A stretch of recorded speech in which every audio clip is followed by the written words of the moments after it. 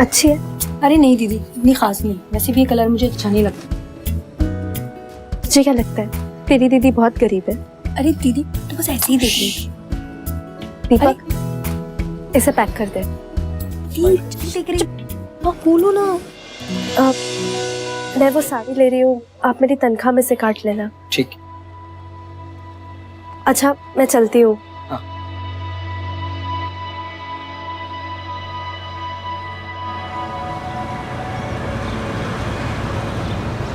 तू खुद के लिए कुछ भी नहीं करती और हमारी हर इच्छा पूरी करती है। माँ, आप दोनों की खुशियों के लिए मैं कुछ भी कर सकती हूँ। आप दोनों ही तो है मेरे लिए। नमस्कार मन्ना, आओ आओ आओ, बैठो बैठो।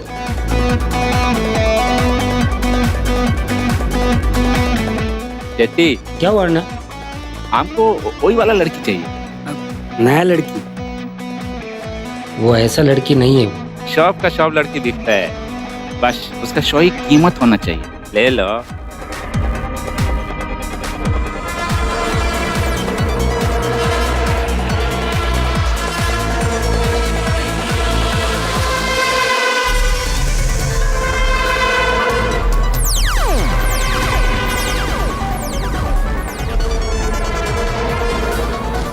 माधवी और उसका परिवार 3 साल पहले उत्तर प्रदेश के एक छोटे से शहर से मुंबई आए थे।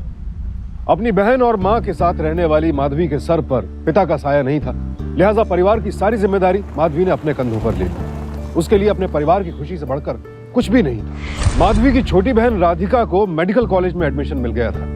अपनी छोटी बहन के करियर और विधवा माँ की जिम्मेदारियों का बोझ उठाने के लिए माधवी ने अपनी पढ़ाई बीच में ही छोड़ दी और एक साड़ी की दुकान में काम करने लगी। लेकिन अभी हमने देखा कि माधवी एक बार में नौकरी कर रही थी। लेकिन माधवी जैसी सुशील लड़की ऐसी जगह काम क्यों कर रही थी? क्या ये उसकी मजबूरी थी या कम समय में ज्यादा पैसा कमाने की ललक?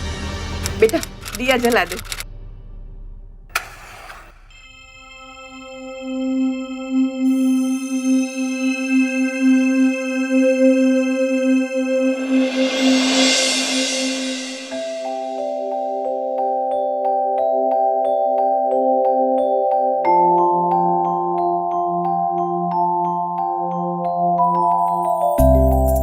लाडला भैया, तू भी खा। और तू भी खा, ले पूरा खा।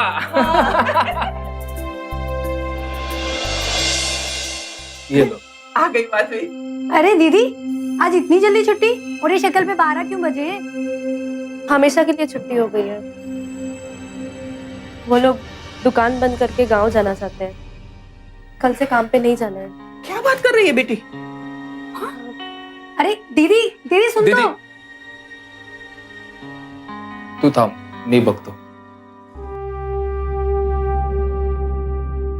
माधवी, काय झालं? मामा आपको तो पता है ना, अगर मैं घर पे बैठ गई तो छुटकी की मेडिकल की पढ़ाई का खर्चा, माँ की सेहत का ख्याल रखना मेरे लिए कितना मुश्किल हो जाएगा।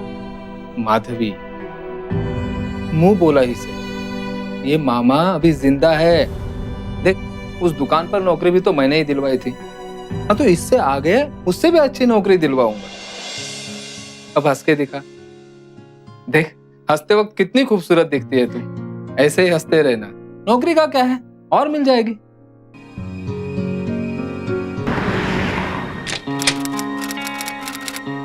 आ? अरे आना।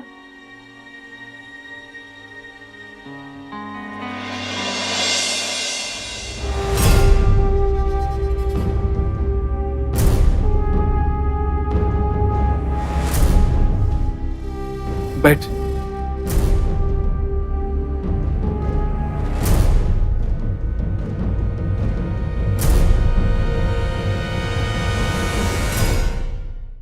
ये अन्ना है ना, बड़ा अच्छा आदमी। देख माधवी, मुझे पता है तू ये सोच रही है ना कि मामा तुझे यहाँ क्यों ले आया। तुझे घबराने की कोई बात नहीं है। यहाँ सिर्फ तुझे वेटर का काम करना है। देख, पगार कम है लेकिन टिप अच्छी मिल जाएगी। अरे बैठ बैठ, बहुत दिन के बाद। हाँ, आपको बोला था ना। कर लेगी। हाँ ना, मेरी गारंटी। बाद में प्रॉब्लम नहीं मांगता मेरे को।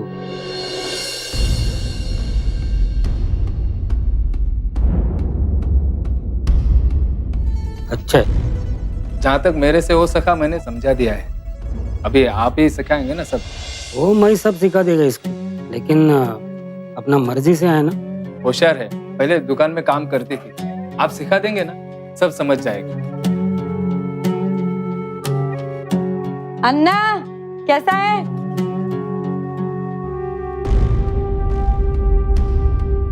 मस्त हाँ?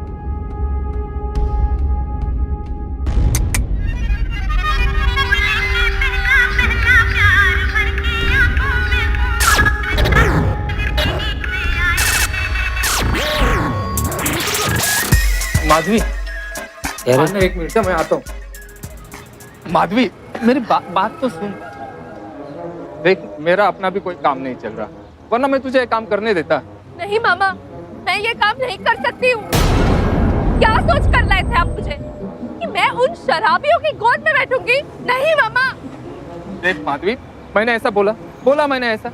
अरे तू नहीं जानती, वहाँ अलग अलग कैटेगरी की लड़कियां काम करती हैं। एक वो जो उन कस्टमरों की गोद में जाके बैठती है, दूसरी सिर्फ गाना गाती है, और तीसरी सिर्फ वेटर का काम करती है। वो तुझे मालूम है उनका पगार कितना होता है? 10,000 रुपया, और दिन का 1,500-2,000 रुपया अलग से घर ले जाती है टिप में। महीने का 50-60 हजार आराम से कमा लेती है वो। देख माधवी, अच्छा कमाएगी तो माँ का ख्याल रख पाएगी, बहन की पढ़ाई भी तो करानी है। हाँ, वहाँ का माहौल थोड़ा खराब है, लेकिन और भी तो लड़कियां काम करती है ना वहाँ पर। नहीं मामा, नहीं। माधवी,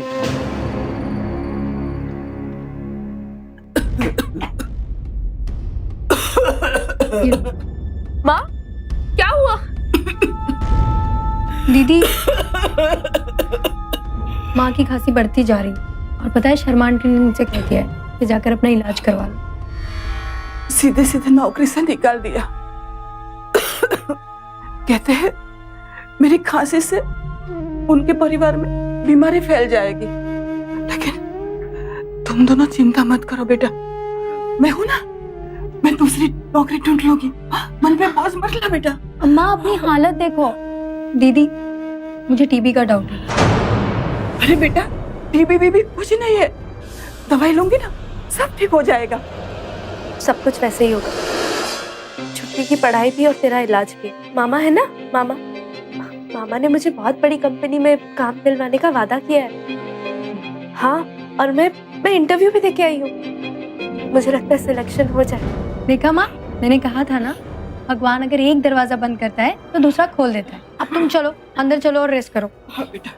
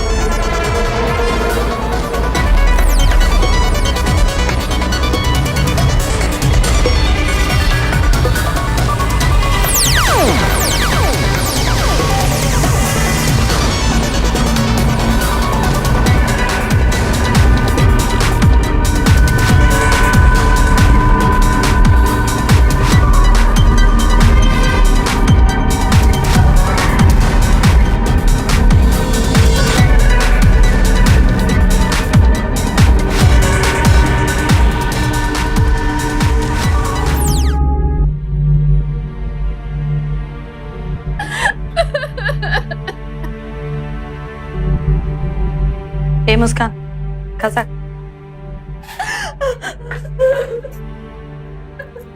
क्या हुआ? क्या हुआ? मैं ऐसी नहीं हूँ। इधर तो जितनी भी लड़कियां देख रही है ना, कोई भी ऐसी नहीं है।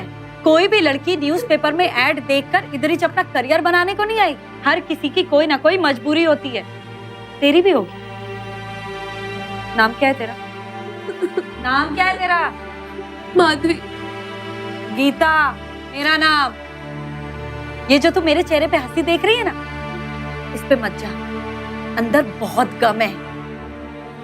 देख माधवी, तेरे सामने दो रास्ते हैं। ये जो तू ये दरवाजा देख रही है ना, इधर से सीधे बाहर जाने का और वहां से ऑटो रिक्शा पकड़ने का और सीधा स्टेशन।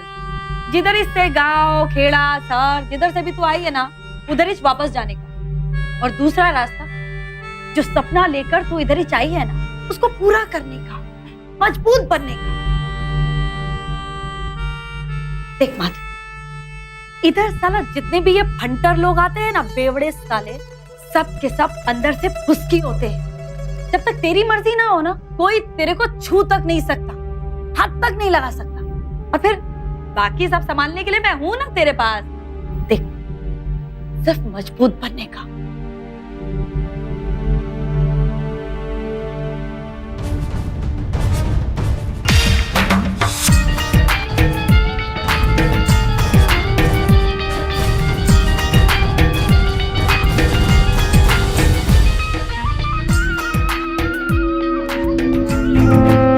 सीधी साधी माधवी ने इस अलग सी दुनिया में ये सोचकर कदम रखा था कि जल्द ही ढेर सारे पैसे कमाकर वो अपनी माँ और बहन के सपनों को पूरा करेगी। हालांकि माधवी ने अपने आप को इस जगह की बुराइयों से बचा कर रखा था, लेकिन धीरे धीरे वो इस माहौल में ढलने लगी और फिर वक्त के साथ वो तेजी से बदलने लगी। जहां एक वक्त उसे कस्टमर से टिप लेने में शर्म आती थी, वहीं अब उसकी नजरें ये देखने के लिए घूमती रहती कि कौन कस्टमर उसे टिप देने के लिए इशारा कर रहा है। और उसका यही बदला रंग ढंग उसकी जिंदगी को एक नया मोड़ देने वाला था।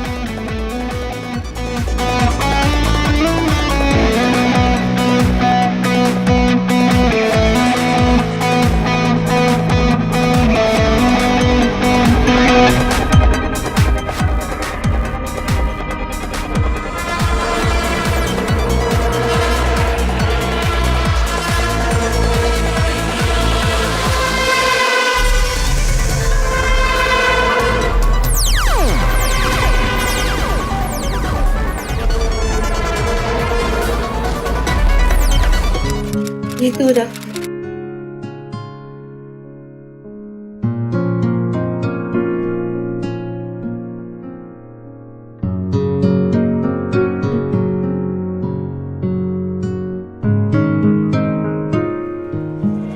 अरे पापा, मैं नहीं आ सकती। दीदी आई है, समझने की कोशिश करो ना। कि ओके, ठीक है, मैं बहाना बना के निकलने की कोशिश करती हूँ। ठीक है, बाय। तो कौन है ये साहब? दीदी वो मेरी सीनियर है, ऐसी कोई बात नहीं है। पसंद है? कौन? अच्छा, कौन? ठीक है, तो मैं तो सोच रही थी बात को आगे बढ़ाऊं, लेकिन अगर तुझे इंटरेस्ट नहीं है तो दीदी, हाँ, वो उनका नाम डॉक्टर विमल पांडे, मेरे सीनियर है। ओह, उनका नाम विमल पांडे है। जा, पांडे जी तेरा इंतजार कर रहे हैं। थैंक यू दीदी। मैं आती हूँ, मैं आती हूँ, मैं आती हूँ। हाँ, जल्दी आ जाना। हाँ।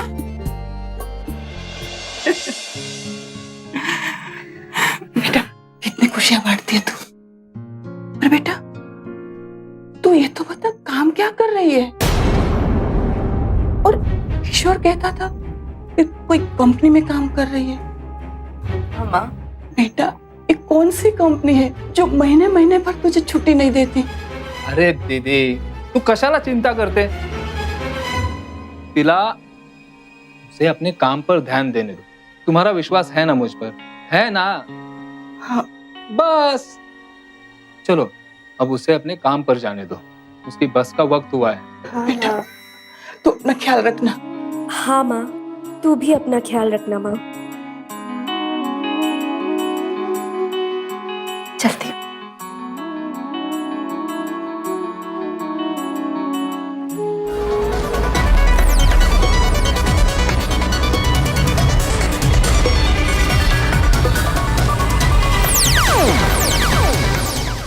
आपका बंगाली बाबू आ गया है।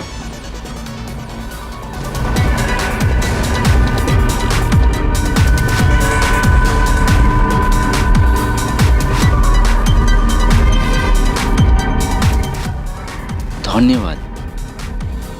हम तुमको ভালোবাসতে हैं, मतलब आई लव यू। क्या?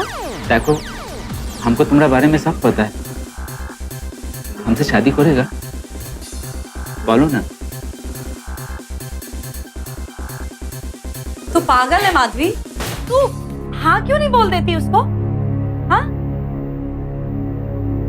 देख, वो बंगाली पिछले महीने से तेरे चक्कर काट रहा है और देखा जाए ना तो आज तक उसी की दी हुई टिप से तेरे सारे खर्चे चले और एक बार शादी होने के बाद वो तेरी माँ और बहन का खर्चा भी उठा लेगा।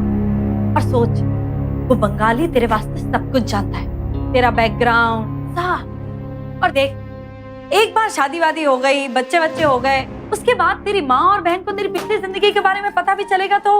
लेकिन मैं उसको जानती तक नहीं हूँ। मैं ही जानता उसको, प्रीतम घोष को मैं ही जानता। ये गीता बराबर बोलती है, मेरा पुराना दोस्त है वो बहुत बड़ा बिजनेसमैन, बहुत पैसा है उसके पास।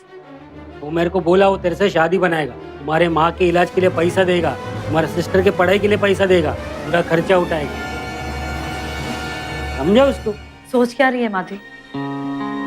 हाँ बोल दे उसको, अपनी जिंदगी जी ले माधवी, सोचना छोड़, बोल दे आई लव यू साले को। प्रीतम माधवी के जीवन में रोशनी की किरण बनकर आया। माधवी को भी प्रीतम अच्छा लगने लगा। वो 1 महीने से माधवी के पास आ रहा था और इस दौरान उसने कोई भी ऐसी हरकत नहीं की जिससे माधवी को जरा भी तकलीफ पहुंचे। ऊपर से उसने माधवी का सारा खर्च उठाने का वादा भी किया था और उसके पेशे को जानते हुए भी वो माधवी से शादी करने के लिए तैयार था। इसीलिए हाँ ना के बीच फंसी माधवी ने अपने और अपने परिवार के भविष्य को ध्यान में रखते हुए प्रीतम का प्रस्ताव स्वीकार कर लिया। एक मंदिर में घर के ही लोगों के बीच एक छोटी सी रस्म के साथ माधवी और प्रीतम की शादी हो गई। माधवी का परिवार बेहद खुश था, खासकर उसकी माँ, कि आखिरकार भगवान ने उनकी सुन ली है। और प्रीतम ने भी माधवी को इतना प्यार और मान सम्मान दिया कि वो अपने पिछले जीवन के सारे कष्ट भूल गई। और देखते देखते 3 महीने गुजर गए।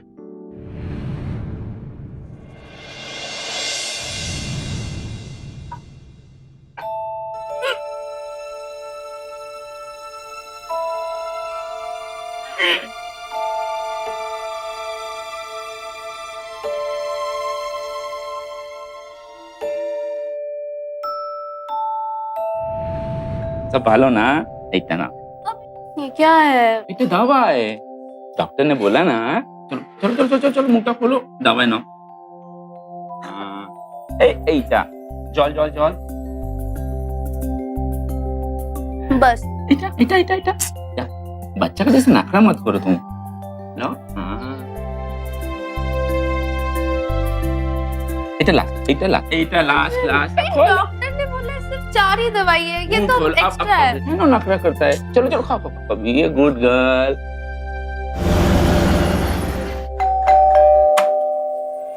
माँ,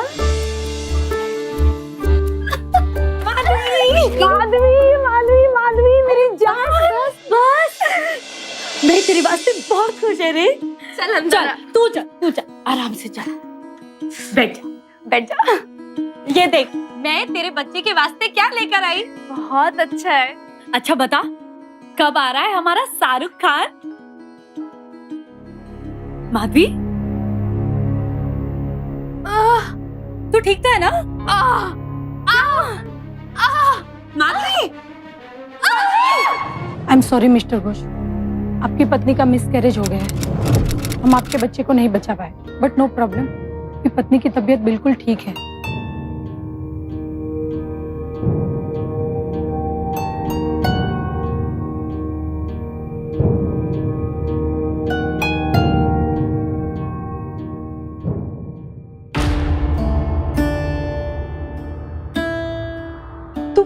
तू बहुत बहादुर है रे। देख ऊपर वाले ने तेरे वास्ते जरूर कुछ अच्छा सोचा होगा, तो चिंता मत कर रे।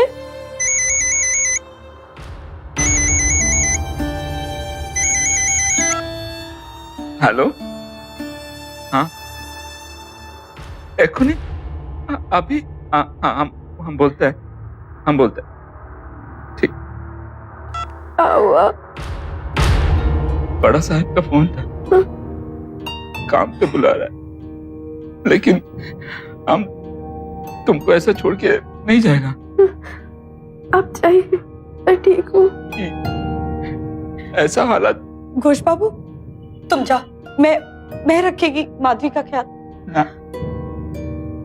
मैं छाड़ के नहीं जाएगा इसको ऐसा। आपका काम है, आप चाहिए। मैं सच कह रही हूँ, मैं ठीक हूँ, मेरा ख्याल रखेगी। मैं फोन करता रहेगा।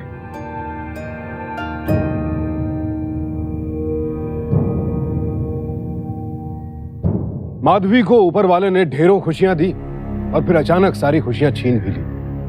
वो अपने पति के साथ खुश थी, मां बनने वाली थी कि अचानक उसका मिसकैरेज हो गया। माधवी टूट गई, लेकिन उसने हिम्मत नहीं हारी। वो धीरे धीरे इस गम को भुलाने लगी। लेकिन माधवी के दुखों का सिलसिला यहीं खत्म नहीं हुआ। अचानक माधवी का पति प्रीतम घोष गायब हो गया। वो 2 दिन के लिए कहकर गया था, 5 दिन हो चुके थे, उसका कहीं कुछ पता नहीं था। माधवी परेशान थी, आखिर अपने पति को ढूंढे तो ढूंढे कहां। हेलो गीता। हाँ माधवी। गीता, इनका कुछ पता नहीं चला। 5 दिन हो गए हैं। क्या? समझ में नहीं आ रहा है। तूने अपनी माँ को बताया? नहीं, मैं अम्मा को नहीं बता सकती हूँ। एकदम पहले से ही उनकी तबीयत खराब है। तू टेंशन ना ले। ठीक है।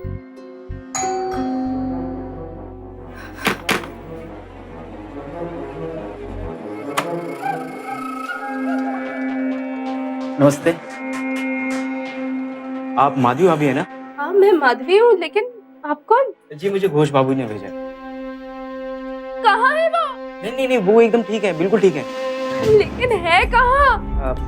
आप शांत हो जाइए, मैं अभी आपकी बात कराता हूँ।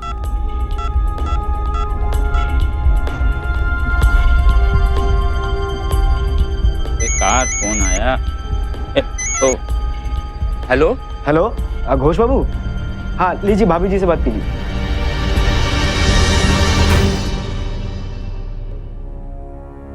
हेलो। हेलो, कहाँ है आप? कब से आपको फोन लगा रही हूँ मैं, कुछ आता पता ही नहीं है आपका। ओ बाबा, मैं अपना वो बड़ा साहब के साथ आया था ना काम पे, तो इखाने ना वो कोयला का खान में काम, तो नेटवर्क ना आता ही नहीं। कितनी परेशान हो गई थी मैं। जानते हैं कितने बुरे बुरे ख्याल आ रहे थे हमें। एक फोन तो कर दिया होता। सॉरी बाबा। देखो, तुम एक काज करो, भैरव के संग ना तुम एखाने आ जाओ। हाँ, लेकिन कहाँ? वो सब हम तुमको बाद में बताएगा। तुम अभी भैरव के संग आ जाओ ना। ठीक है, लेकिन सुनिए, राधिका का फोन आया था। अम्मा ने पैसे भिजवाने को कहा है। अरे बाबा, सर्वप्रथम तुम एखाने आ जाओ, पैसा अम्मा के पास पहुंच जाएगा। ठीक है, ऐसे जाओ। माधवी को जब अपने पति का पैगाम आया तो उसकी जान में जान है। उसकी बात जब अपने पति प्रीतम घोष से हुई तो उसने बताया कि उसकी पोस्टिंग अब कोलकाता में हो गई थी। सुनकर माधवी को कुछ अजीब लगा कि प्रीतम ने बिना बताए इतना बड़ा फैसला कैसे ले लिया, लेकिन उसके लिए तो इतना ही काफी था कि उसका पति फिर से उसके जीवन में आ गया था। लिहाजा वो फौरन कोलकाता के लिए रवाना हो गई।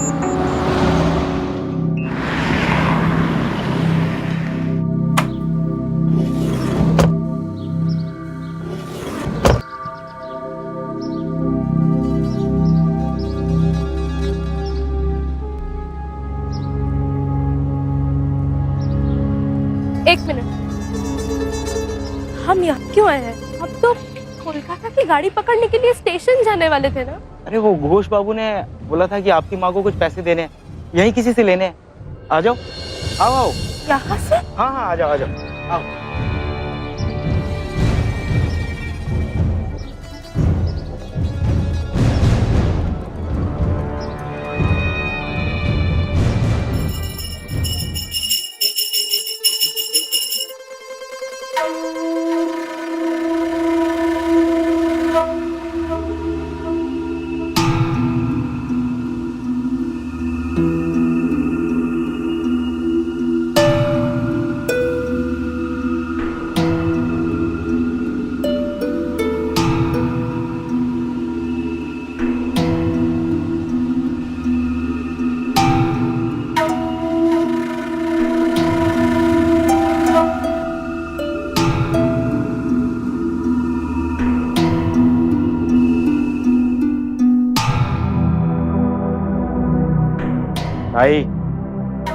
यही है।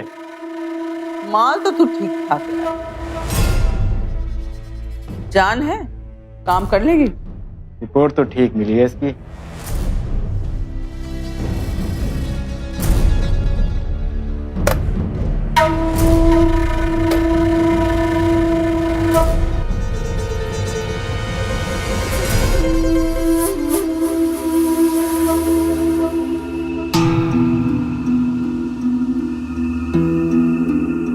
नाम क्या है इसका? माधवी। प्रीतम घोष ने रखा है इसे। 3 महीने बराबर एक्सपीरियंस दिया है। फुल्ली ट्रेंड है ताई। ये क्या हो रहा है यहाँ पे? हाँ, अगर मेरे हस्बैंड को यहाँ पता चला ना। कौन हस्बैंड? अच्छा, प्रीतम घोष, जिनका नाम तुम इतनी बदतमीजी से ले रहे हो, मेरे हस्बैंड है। चलो चलो फोन लगाओ उन्हें, मुझे अभी के अभी यहाँ से जाना है। फोन लगाओ।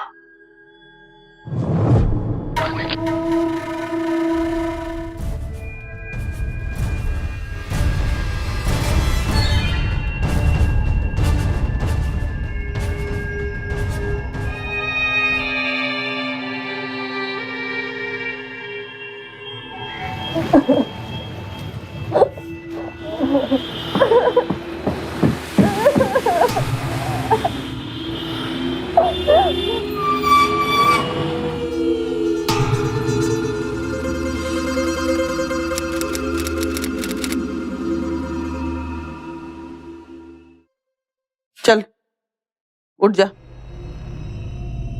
उठ, नहा धो के तैयार हो जा। आज मेरे घर में तेरी पहली रात है। 21,000 दिया है कस्टमर ने तेरे लिए। चल तैयार हो जा। मुझे गलती से याद आया गया, वो मेरे पे धोखा दिया है। मेरे पति प्रीतम घोष। पति प्रीतम, अरे तेरा पति तेरे को बेच के गया है। 3 लाख रुपए दिए मैंने तेरे लिए। आप झूठ बोल रहे हैं। मैं झूठ बोल रही हूँ? हाँ, मैं? रुक, 9345 यही है ना तेरे पति का नंबर? देख, स्पीकर ऑन। नमस्कार घोष बाबू। नमस्कार ताई, की केमन मालटा डिलीवर हो गया? अरे डिलीवरी तो हो गई। माधवी है ना उसका नाम? हाँ, वैटा सही गर्ल।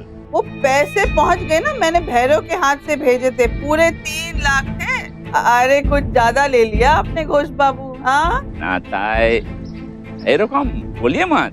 এটা কি আমি একলা नहीं, हमार संग और भी तो पार्टनर ना, सबको देना पड़ेगा ना। अच्छा, कोई बात नहीं। एक बात बोलूं कसम से, एक बार अगर माधवी लाइन पे आ गई ना, ये 2-3 लाख ना 6 लाख 2 महीने में ही हो जाएगा। अरे इतनी अच्छी थी तो तू ही लगा रहता, आई को बेचा रे इसको। अरे ताई, वो बच्चा पैदा करने लगी, टेंशन हो गया था। अरे किसी तरह मैं वो दवाई दे के उसका मिसकैरेज करवाया। आप तो जानता ना, शादीशुदा आदमी, अपना बच्चा ये रकम उसके साथ कंटिन्यू करता। ठीक है, बाद में बात करेंगे। ठीक है, खूब भालो। सुन लिया तुझे? देख, अब मेरे को बिल्कुल नाटक नहीं होता है। हाँ, अब एकदम नवरी सर की दुल्हन की तरह तैयार हो जा। हाँ, आज कस्टमर आएगा शाम को तेरे लिए। चल उठ जा, आज उठ जा। चल रेखा, आज छोड़ दो।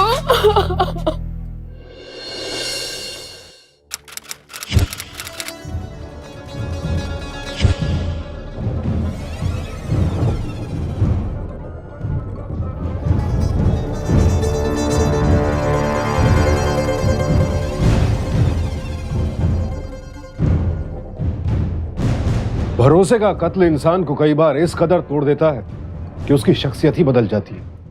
माधवी के साथ भी यही हुआ। उसने एक ऐसी जिंदगी को अपना लिया जिसकी उसने कभी कल्पना तक नहीं की थी, क्योंकि उसका भरोसा एक ऐसे शख्स ने तोड़ा जिस पर उसने सबसे ज्यादा विश्वास किया था। और ऊपर से माँ और बहन की जिम्मेदारी। माधवी का परिवार नहीं जानता था कि उसके साथ क्या हो रहा था, किन हालात से जूझ रही थी वो।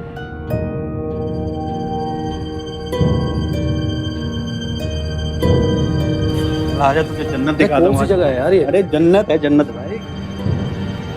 अरे यार ये तुम लोग कहाँ ले आए यार? कहाँ ले? अरे यही तो जिंदगी के असली मजे हैं। मुझे ये पसंद नहीं यार, मैं जा रहा हूँ यार। अरे कहाँ जाएगा, कमाल कर रहा है।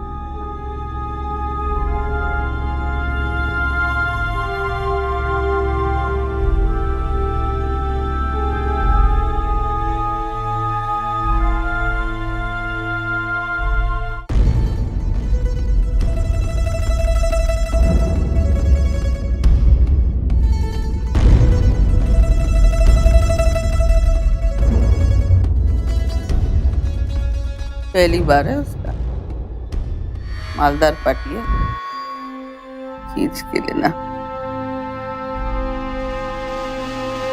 मज्जा कर।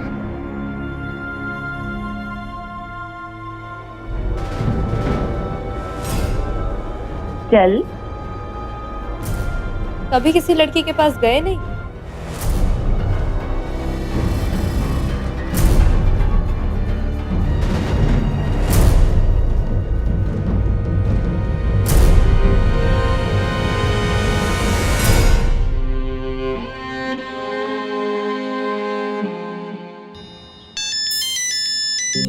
हेलो, अरे यार हो कहाँ तुम? सुबह से 20 बार कॉल कर चुके हो और अब मिलने नहीं आ रहे हो। कहाँ हो तुम? मैं तुम्हारे पीछे हूँ। अच्छा, इतने सारे कॉल, बड़ा प्यार आ रहा है आज। तुमने तो ढंग से एक बार भी जवाब नहीं दिया। अच्छा अच्छा ठीक है, बताओ क्या जरूरी काम था? मुझे ये बताओ राधिका, तुम्हारी बहन माधवी कहाँ है आजकल? दीदी तो अपने ससुराल में है। क्यों? अच्छा, यही है ना तुम्हारी बहन माधवी?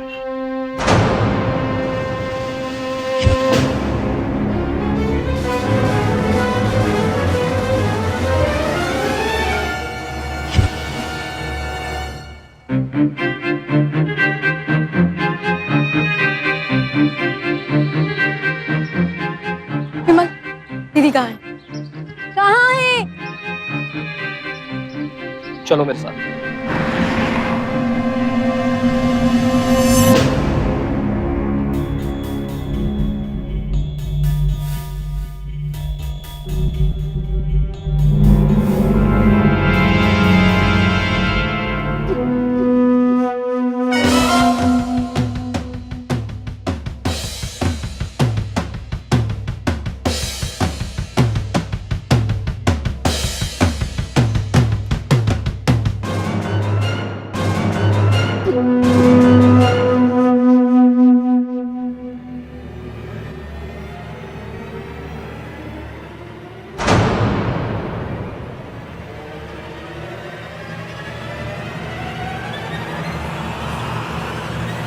दीदी, दीदी, दीदी।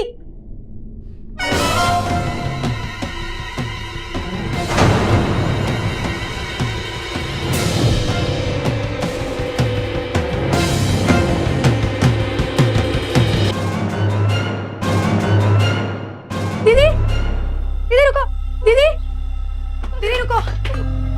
दीदी, क्यों आई है तू यहाँ पे? किसने बताया कि मैं यहाँ पे हूँ? दीदी, ये डॉक्टर विमल है। उन्होंने मुझे यहाँ पे लेके आया।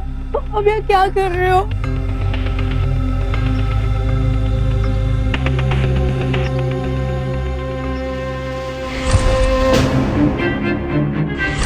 विमल बहुत शरीफ लड़का है राधिका, तू उससे शादी कर ले, लेकिन मुझसे कोई रिश्ता मत रख। नहीं, ये जगह मेरे लिए ठीक नहीं है।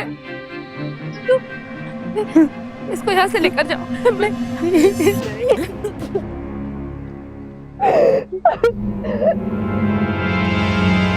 चाहती हूँ मैं आपको छोड़ के चलो।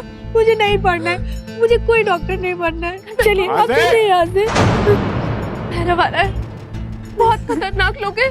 चल नहीं, चल मेरे साथ। आदिक! आदिक! क्या हो रहा है? कौन है? रिश्तेदार है तेरा? नहीं, ये डॉक्टर है, हम जैसे लोगों का चेकअप करने के लिए। डॉक्टर है तो पहले ताई से मिलना पड़ेगा। चल निकल निकल, चल तू भी चल, चल चल।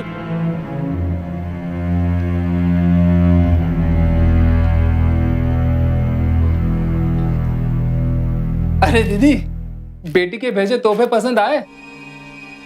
हाँ, अरे अपनी माधवी बहुत खुश है। और तुम्हें पता है जमाई बाबू भी बड़ी पोस्ट पर काम कर रहे हैं, आमदनी भी अच्छी खासी है, रानी की तरह रह रही है अपनी माधवी। हाँ माधवी खुश नसीब है, लेकिन किशोर, एक बार माधवी को देखने का मन करता है। हाँ तो देख लेना जब आएगी। अरे राधिका, विमल, आओ अंदर आओ। राधिका, तुम्हारे लिए भी साड़ी भेजी है दीदी ने, खोल के देखो, बड़ी अच्छी है।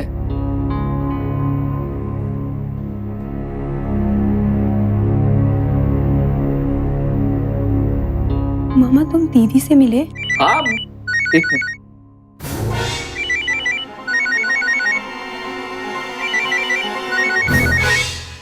एक मिनट। हाँ हेलो, हाँ बोलो भैरव। भैरव आ रहा है, ये बहुत खतरनाक लोग हैं। चल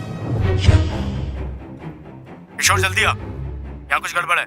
हाँ आता हूँ।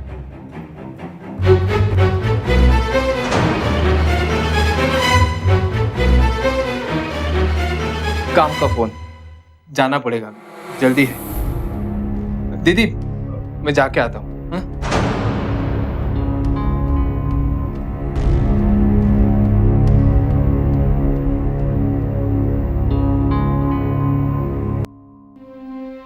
बोल, कौन आला होता बता। अच्छा, तो तू भी इसमें शामिल है? मुझे तो पहले ही समझ जाना चाहिए था। तू ही था ना जो मुझे पहली बार बाहर में लेके गया था, मामा। इतनी अगर समझ तुझ में होती तो तुझे भांजी थोड़ी बनाता। अब सुन, ये सारा जाल मेरा बिछाया हुआ था। तेरी वो दुकान की नौकरी भी मैंने ही छुड़वाई थी।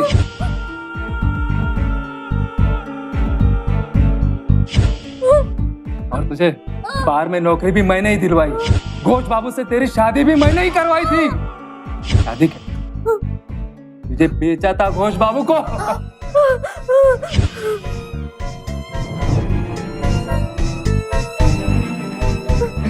दादा, घोष भी 3 महीने तेरे साथ मजा मारते रहा, और फिर तुझे यहाँ लाके 4 गुना दाम पर बेचा।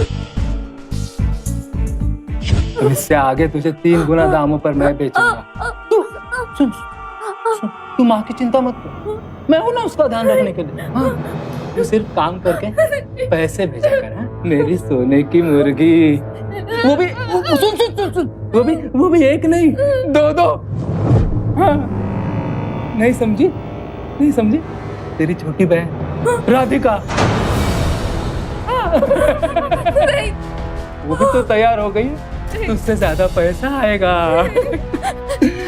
मामा, मेरे साथ जो करना है कर लो, मेरी छोटी बहन को छोड़ दे।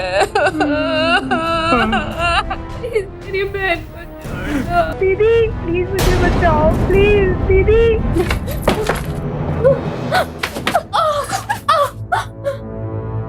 मामू का पीछा करते करते खुद ही जेल में आ गई। बहन को भगा कर ले जाएगी तू? हाँ?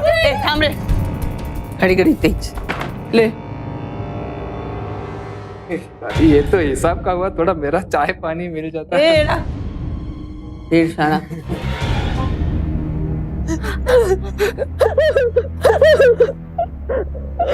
मैं आपको यहाँ से लेके जाऊँ।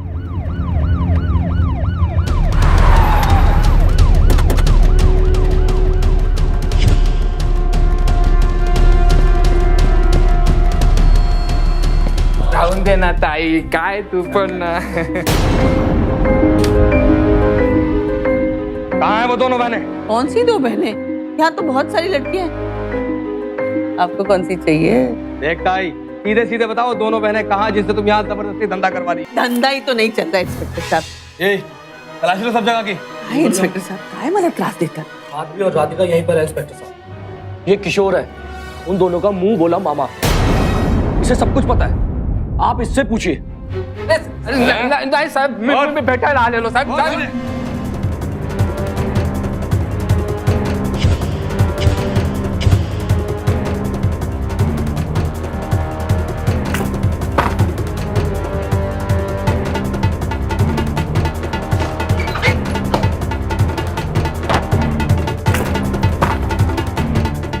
रुको।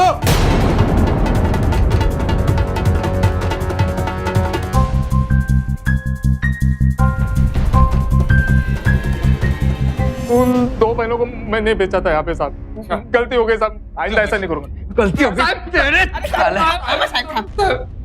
चल चल अब चुप यही नहीं, तू भी चलेगी। मी पण हाँ, अगर राधिका ने आज मामा की बातों पर शक नहीं किया होता और पीछा करते करते यहाँ तक नहीं पहुंचती तो इस मामा का खेल आज खत्म ही नहीं होता। और वैसे भी ताई, अब तो तेरे खिलाफ गवाही देने को ये दोनों बहनें हैं। चलो रे, चलो। और आखिरकार माधवी के जीवन के साथ खिलवाड़ करने वालों को उनके किए की सजा मिली। अदालत ने माधवी के पति प्रीतम घोष को साजिश के तहत गर्भपात के लिए आईपीसी की धारा 312, आपराधिक षड्यंत्र के लिए 120 और अनैतिक देह व्यापार अधिनियम के सेक्शन 34 के तहत दोषी पाते हुए 8 साल कैद की सजा सुनाई। मामा किशोर को आपराधिक षड्यंत्र के लिए आईपीसी की धारा 120, किसी महिला की गरिमा भंग करने के लिए धारा 354 और अनैतिक देह व्यापार अधिनियम के सेक्शन 4 के तहत 6 साल कैद की सजा सुनाई गई। सितारा ताई और भैरव को आईपीसी की धारा 354 और अनैतिक देह व्यापार अधिनियम के सेक्शन 4 के तहत 5 साल कैद की सजा सुनाई गई। समाज में रिश्ते हमारी हिफाजत के लिए बनते हैं, लेकिन दुर्भाग्यवश किशोर जैसे लोग रिश्तों का नाजायज फायदा उठाते हैं। हम ये नहीं कहते कि रिश्तों पर विश्वास मत कीजिए, लेकिन सावधान रहिए, परखिए कि कहीं रिश्तों की आड़ में कोई अपना स्वार्थ तो सिद्ध नहीं कर रहा। किसी को ठीक से जाने बगैर उसे अपना जीवन साथी बनाने का फैसला कई बार बेहद खतरनाक साबित हो सकता है, जैसा कि माधवी के साथ हुआ। इसीलिए मजबूरियों को अपनी मजबूती से मात दीजिए, उनसे समझौता करके नहीं। इसी प्रार्थना के साथ अब मैं सुशांत सिंह आपसे विदा लेता हूं। फिर मुलाकात होगी ऐसी एक और सत्य घटना के साथ। देखते रहें सावधान इंडिया, इंडिया फाइट्स बैक। तो सावधान